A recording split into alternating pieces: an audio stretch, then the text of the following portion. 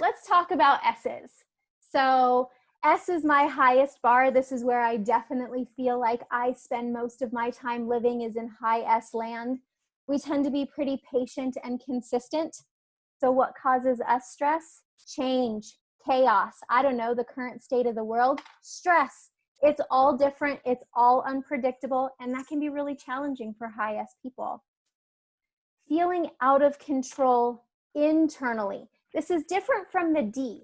High Ds stress from feeling out of control of their external environment. High S's struggle with feeling out of control over our internal emotional environment.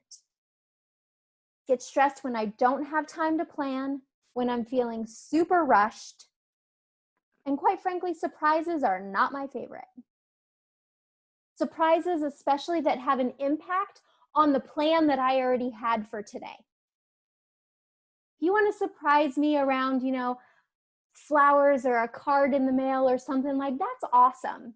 But if your surprise really hijacks my entire schedule, that causes a lot of stress. So how do we behave when we become stressed? Well, I personally get even more controlling over these external things. So my schedule, my calendar, like those things that I can control outside of myself, I want to control even more. Internalizing, stuffing, hiding those emotions. And also potentially taking things personally that were not actually intended to be personal.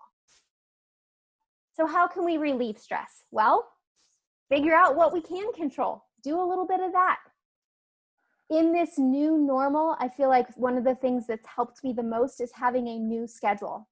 Like accepting the fact that my old schedule is gone and creating for myself a new schedule that works for me in my new current reality, I think has been something that has eliminated a lot of stress for me personally. Taking some personal time.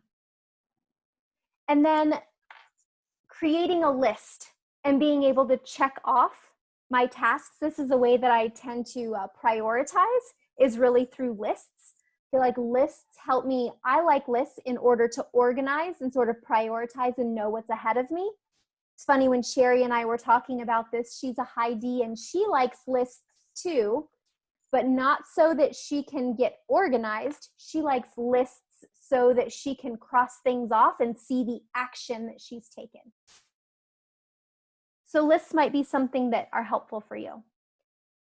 Anyone else have any ideas for yourselves? I know in education, we find that this is, especially those of you that work with students on a regular basis, this is often one of the characteristics that we have the most in common, which is most of us are high S. The average, especially among educators, is around 70.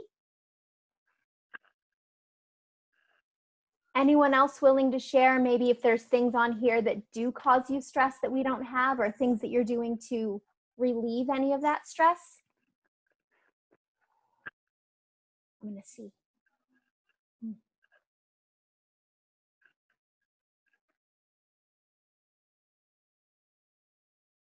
I like that idea. So Rachel said that exercise itself is helping her to sort her lists. I like that.